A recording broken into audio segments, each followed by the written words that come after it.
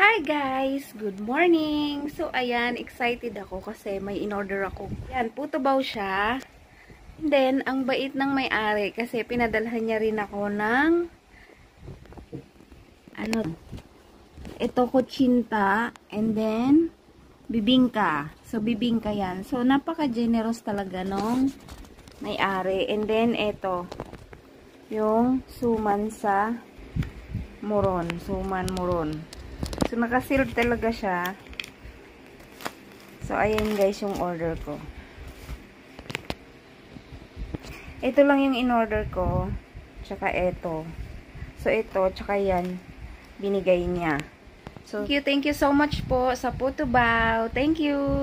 So, ngayon guys, the moment of truth. Titikman na natin. Ito muna yung titikman natin. Ang ganda pa ng packaging niya, guys. Oh. Talagang Pinoy na Pinoy.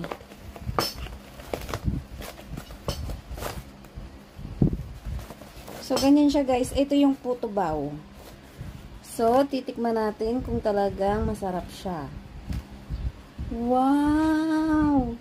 Ang ganda pa ng pagkaka-lagay.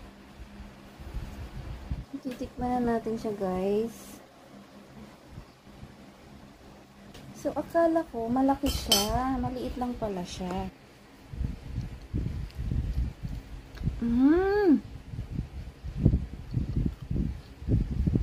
Ang sarap.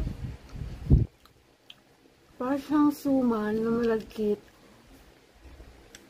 Tapos may bukayo. Tingnan nyo, guys, oh. Ang laman, oh.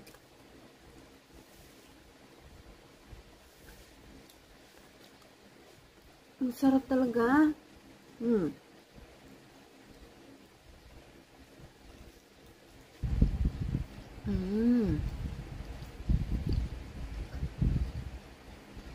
Sarap.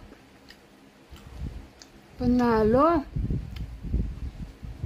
Thank you, puto baw. Ang sarap. Grabe.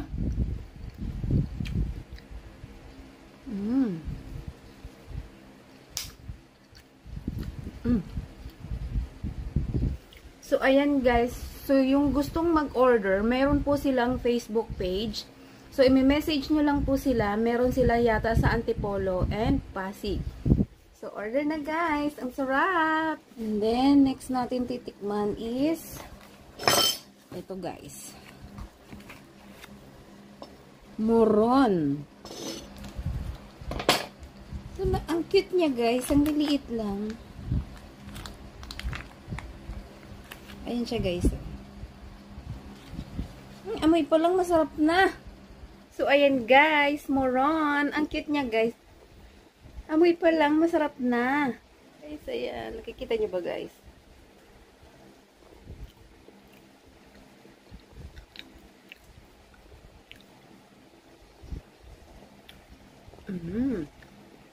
Creamy.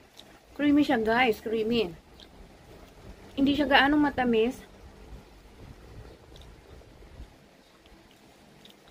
Parang may cheese ata to.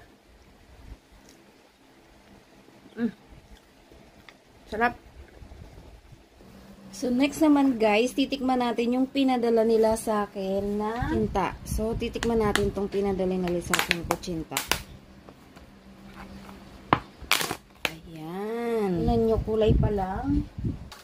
Mukhang masarap na. So, meron din siyang kasamang coconut. Lagyan natin ng coconut.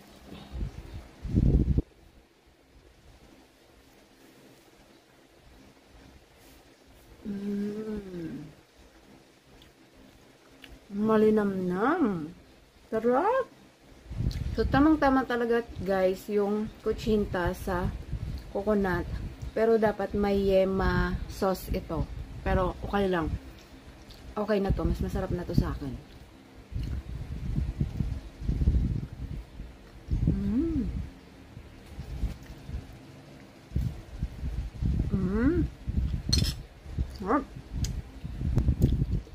At syempre guys, papartneran natin siya ng coffee.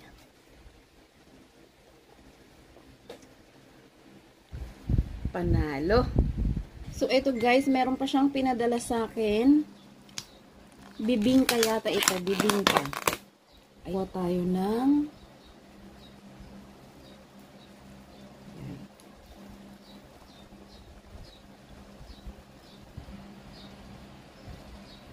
bibingka.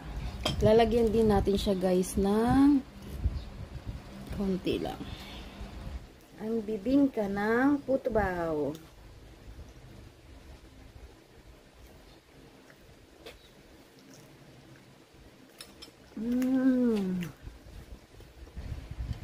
Para siyang biko.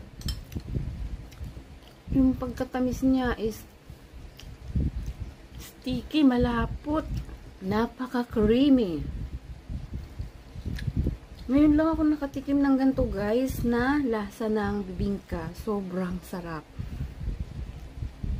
Hindi ako nagbibiro guys. Try nyo.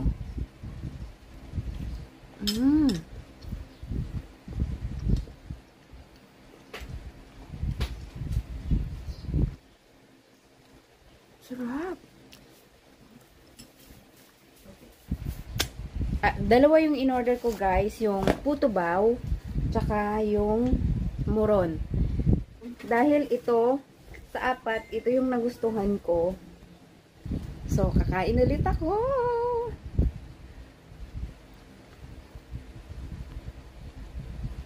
Ayun guys.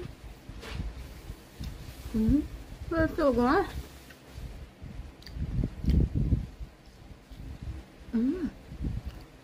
As in, panalo.